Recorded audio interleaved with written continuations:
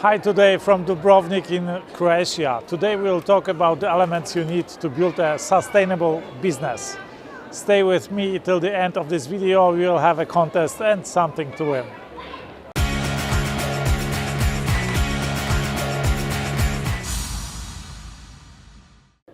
I guess the Christian church is the most sustainable business in the history until now. It has lasted for over 2000 years, and let's say as a business since the year 300 and something, so around 1700 years. And I'm now in a Franciscan Monastery here in Dubrovnik, and this pharmacy behind me is the longest operated pharmacy in the world. It opened in 311 and it's still in operation. It's still serving customers, and it's open for public, by the way.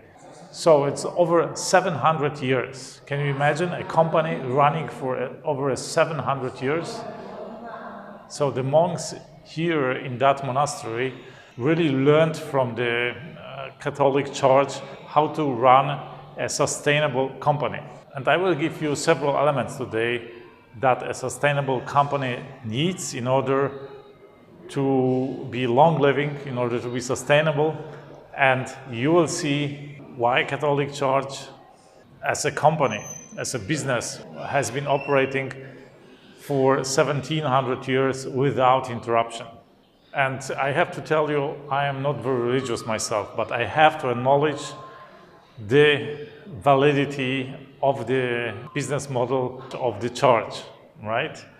So we'll be talking about that in a minute. And by the way, Catholic Church is the largest landowner in the world, except maybe for the Chinese state. But as an institution, it's the largest landowner. So what are the elements? The first element is you need to benefit the community. What does it mean? It means your company should be in the interest of the community. And what is the community? All the stakeholders of your company. It means your customers, your employees, your shareholders, this society, and maybe your vendors, right? All the people who are somehow touched by the company should be benefited by its existence. And when it happens, when you ensure that your company benefits the society, then the society will, of course, take care of the company because it is in its best interest. And that way, your company will be long-living, sustainable. So it is clear that, for example, the Catholic Church benefits the society, right? It gives hope and guidance in life. It brings some order into the life, some moral and social order. Earlier on, it provided also education. It provided judicial services. And it was also a source of news, right? So the society greatly benefited from the existence of the church, right? Like orphanages, the first orphanages were actually run by church. By the way, the first orphanage in the world was established here, I guess, in 14 something in Dubrovnik. I'll give you also some example from the billionaires. First of all, the Canadian self-made billionaire Frank Stronach created Magna, the largest auto parts manufacturer in the world. And he introduced the system of fair enterprise in Magna. It is based on the idea that all the company stakeholders that I enumerated before, including the society at large, have the moral right to share in the success of the business. And he created, for example, the employee profit and equity sharing in his company. It is written down in the Magna company constitution. Thanks to that principle that he provides profits, he shares his profits, his equity with all the stakeholders, with employees. For example, 2% of the company goes for philanthropical causes. So also the society benefits from the company profits. Thanks to that, this company developed in such a great way. It became the largest auto parts manufacturer in the world, and Frank Stronach became a billionaire. And similar case is with Narayana Murthy, self-made billionaire from India, who became the world entrepreneur of the year 2004, I guess. So the best entrepreneur in the world. And I will quote from Narayana Murthy. He said to me, in every action of yours, you have to ask how it will make the lowest level worker in your corporation and the poorest person in your society better. You have to learn to put the interests of the community, your corporation, your society, your nation, and this planet before your own interests. And this makes for a sustainable, long-living company, which is Infosys that he created. Over 100,000 employees, the largest software company in the world by the number of employees. And in the rule 2 of the corporate culture of Infosys is written down. I will read it for you. There is a level platform for everyone in the Infosys family. All its stakeholders, whether they are customers, employees, shareholders, vendors, or society, are treated with fairness, honesty, and transparency. So this is what I told you.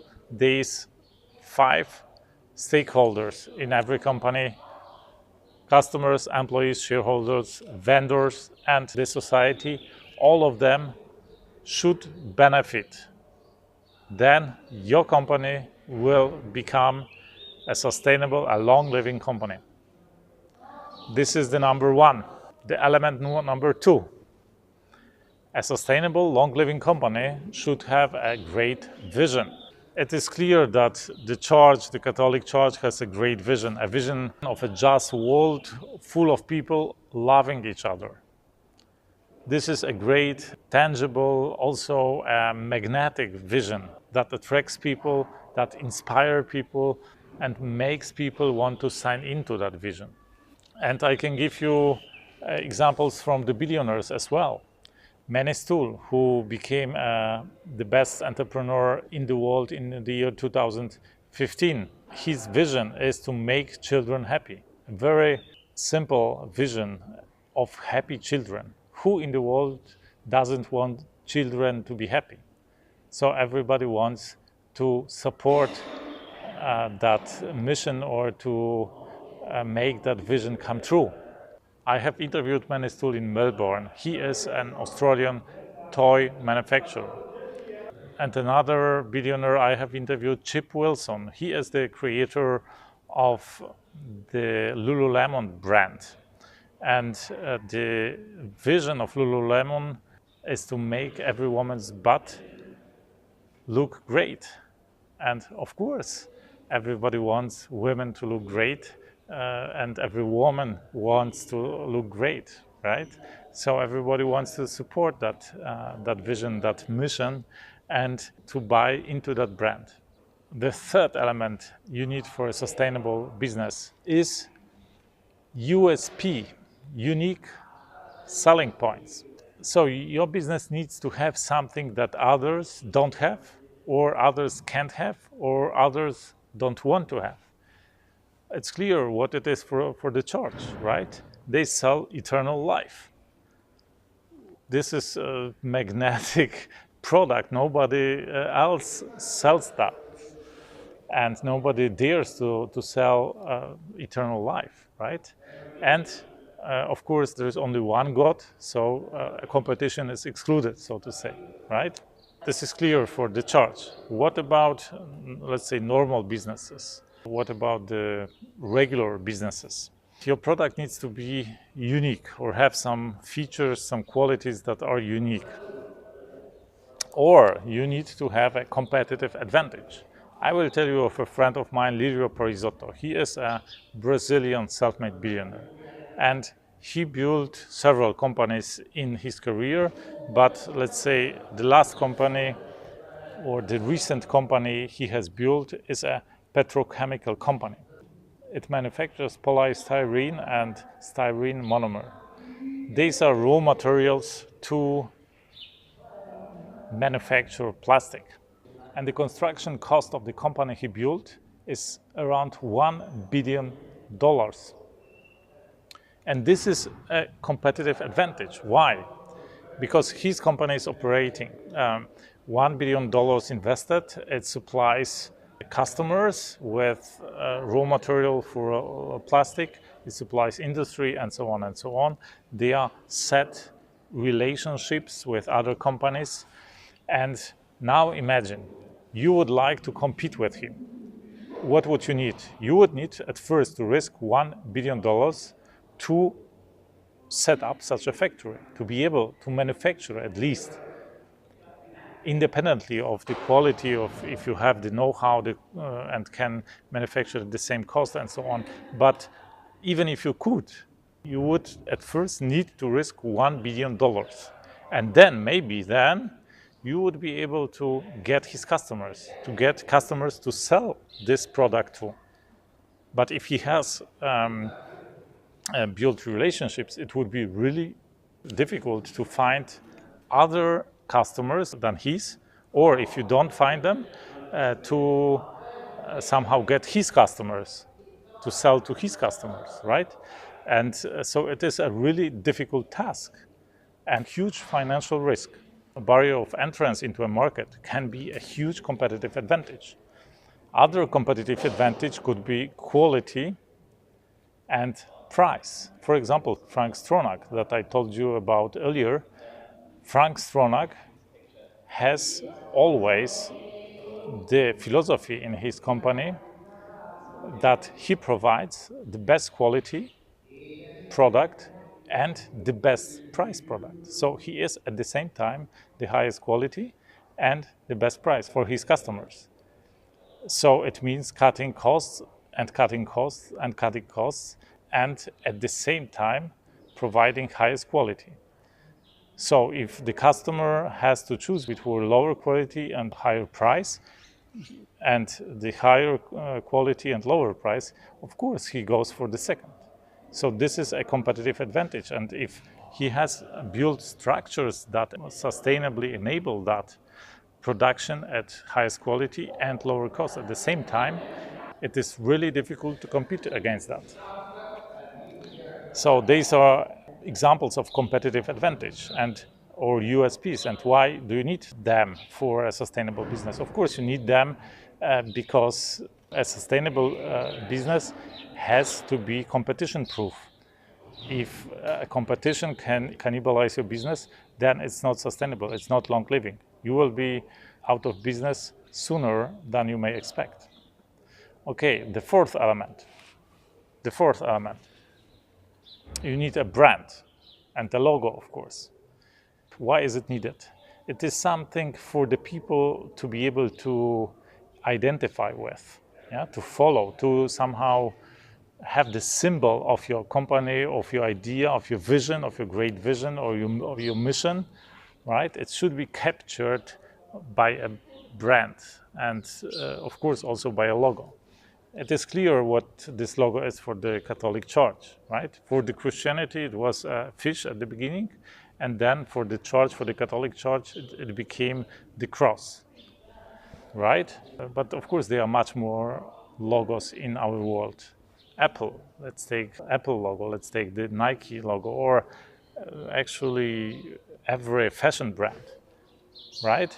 People identify themselves with Apple by showing off the logo, by wearing it, by showing the computers or the devices with Apple logo, and then by spreading this brand, and also by ingraining it in their own brains and also in the brains of all the others around them.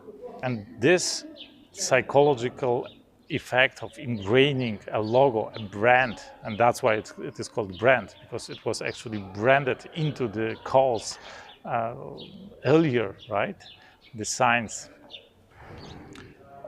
This effect, these psychological effects make, of course, these brands more durable, because they are present in the psyche of the population, of the people. And I will give you just one more bonus element, and this is customer satisfaction. You should care for customer satisfaction. Customer satisfaction is key to your longevity, to your sustainability. And this is the best indicator of the future of your company. Measure the customer satisfaction of your company. The more satisfied your customers, the better the future of your company. I can see you like this video. Give me a thumb up, subscribe below this video, and don't forget to hit the bell button in order not to miss my other videos. I invite you to comment on the topics we were talking about. What is your perspective? What is your opinion? What is your experience about that? Share this video with your loved ones, with your friends. One day they will thank you for that. I talk here about the most successful entrepreneurs in the world, how billionaires think and act. I have interviewed 28 self-made billionaires in order to research their minds, their souls, and their hearts. And here I share their wisdom with you. As I promised in the beginning of this video, there will be a contest and something to win. So let's do it this way. I will give away one copy of the special edition of the bestseller I have written with Brian Tracy. Brian Tracy is the best business teacher and the best personal performance trainer in the world. And I have co-authored the book Ready, Set, Go with Brian Tracy. It looks like this. This is a special edition, and I will give away one copy of this special edition to the winner. And the winner I will choose among the people who share this video on their social media profiles and provide a proof in the comment. This is a very unique book. The special edition is extremely rare, and I noticed people who got this copy from me, they sell this copy for over $100 on eBay. So if you like this video, you will probably like my other videos. Here you will find some of my best videos. Thank you from the amazing Dubrovnik in Croatia. I wish you a fantastic day. Let's do something extraordinary today.